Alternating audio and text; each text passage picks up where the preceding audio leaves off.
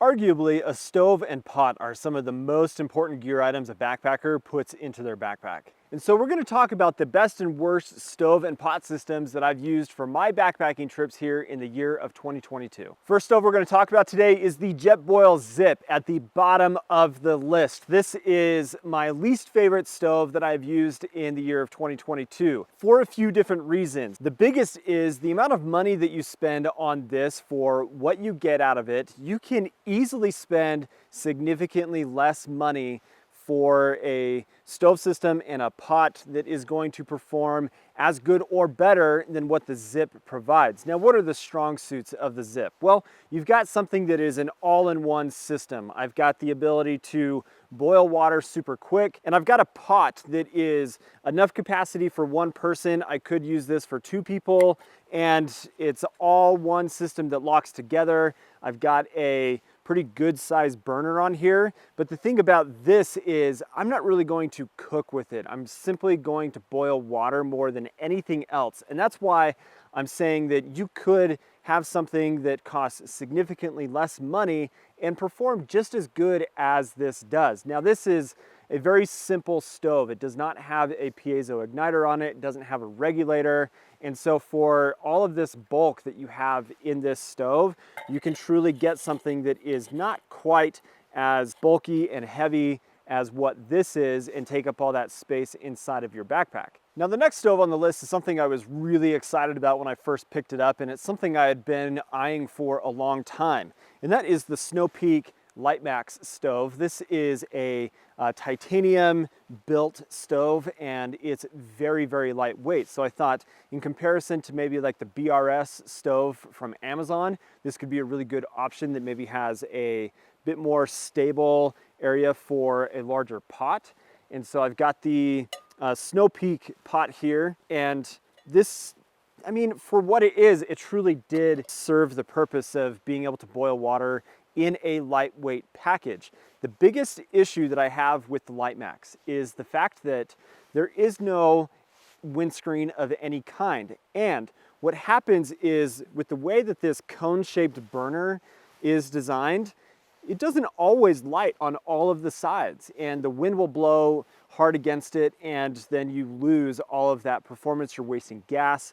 And so this just does not perform the way that you would want a canister stove to perform. So this is simply something that I think hits a target for being nice and lightweight, but the efficiency of it, the design, and being able to be capable against strong winds and everything is just not a great performer for me. And so the LiteMax kind of hits the low part of stoves that I've enjoyed using here in 2022 for those reasons. Now, moving on to one of my favorite stoves of all time that I've enjoyed for many years at this point, and that is the Soto Amicus. This truly is just a fantastic all-around backpacking stove. You've got a pretty nice, like, wide pot stand here on the top. So typically I'll pair this with my Tokes 550 or my 700 milliliter pot and cup systems.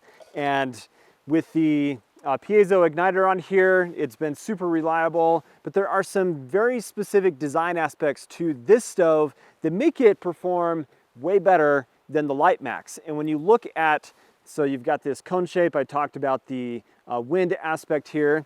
This has more of a concave shape to it, and if you're familiar with the PocketRocket Deluxe from MSR or the Soto WindBurner, this stove has a lot of those characteristics. You can see it's a little bit concave there, and that concave aspect allows for better wind protection, essentially. So way more efficient. You've got your pot nice and close to the burner itself. The burner is a lot bigger than some other options. Because of that, you can use larger pots with this, still have really great performance, and it's able to break down into a small package. Like, it fits really nice inside of the Tokes 550s for an all-around just basic, simple stove that you can not only boil water with, but also do some cooking with because it's got a great simmer control to it. This is a fantastic stove that I've just thoroughly enjoyed in a lot of my trips this year, but also in years past. Check that puppy out. This is the PocketRocket from MSR, the PocketRocket 2 to be specific, and this is a tried and true, just hands down, a high quality stove from MSR. And when it is compared to other things out there, the performance aspect is there. And it's something that you can rely on, you know is going to work for a really, really, really long time. And so I'm psyched to have this, but one of the biggest issues for me with this stove, and I mean, the name of it makes sense. It's called the PocketRocket. It's just the loudest freaking stove that I've ever used compared to anything else.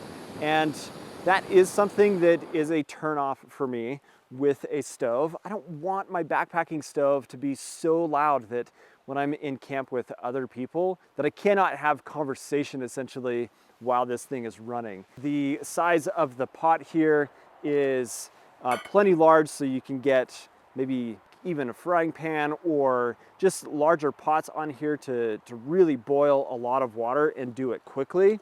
And so it even functions well in a group setting. It's just a quality stove, and I've thoroughly enjoyed it this year out on my backpacking trips.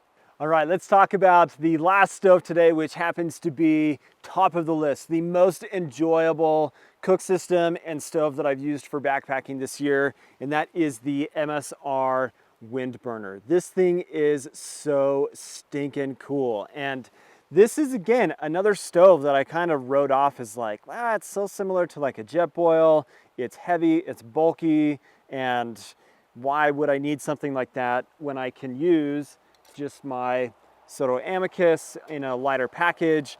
But let me just explain some of the reasons why I've enjoyed this so much. This year I've done quite a bit of camping with groups as well as going out as a family, and so being able to boil water very quickly and to do lots of water at a time in like succession, basically, fill it up, fill a bag of food, fill it up again, and do that very quickly, makes this something that is very compelling to take on a backpacking trip. The ability for this to be so efficient is the fact that the way that the pot and the burner are designed, they just connect to each other. I mean, similar to what you would experience from a Jetboil, but notice the way that this is shaped on the burner.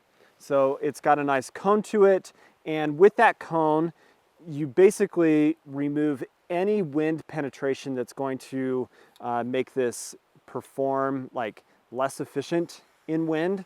If I light this up, you can see that flame is not centralized to the center of the burner. It is super wide, and when you've got that like corrugated type of metal here on the bottom that is also shaped to fit perfectly on top of the burner here, it makes it for a very efficient burn and stove system. So again, very wind resistant, and just the ability to very quickly boil all of the water that you need and cook for yourself, but also for groups.